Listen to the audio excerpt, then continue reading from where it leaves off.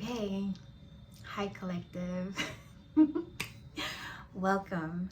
So I'm so excited to start this channel. Really, I have been on a journey of finding books that have been written by Black authors and with Black voices and featuring love stories with Black characters, heroines and heroes. And it's been interesting, and I wanted to start a community where we could all just come together to give each other recs and talk about books that we found, that we loved, all the good things.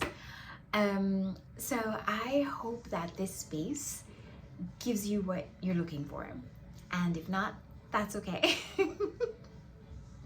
So today I wanted to talk about the first Black romance novel that made me feel seen. And whoopsie daisy. It is Honey and Spice by Bolu Babalola, I think her name is. And I read this book when it debuted. It was me browsing in my bookstore, and the cover called to me. It called to me. And I've never forgotten this story. It was wow. Just wow.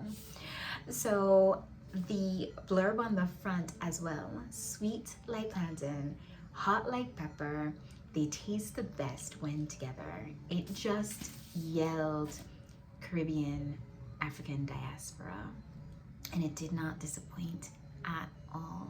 So it's a romance between Kiki and Malachi. Yes, Malachi. And I have some notes. So I have a tendency to bookmark, but also to scribble in the front covers or back covers, or even throughout. Not scribble, annotate.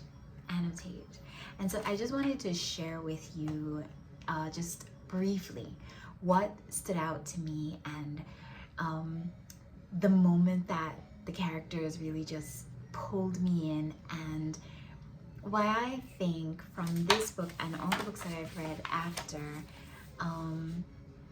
it just warmed my heart. And it was great to see the love story on page and to be able to connect with the characters. So it's got a fake dating trope, enemies to lovers, and friends to lovers.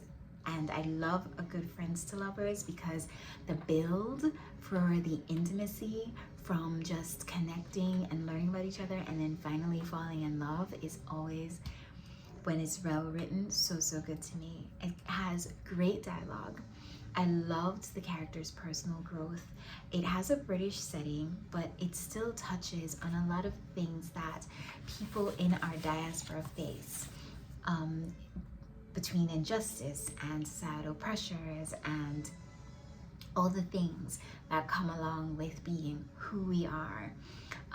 There was a bit of race and identity that was addressed, and it really added an extra layer to the story for me.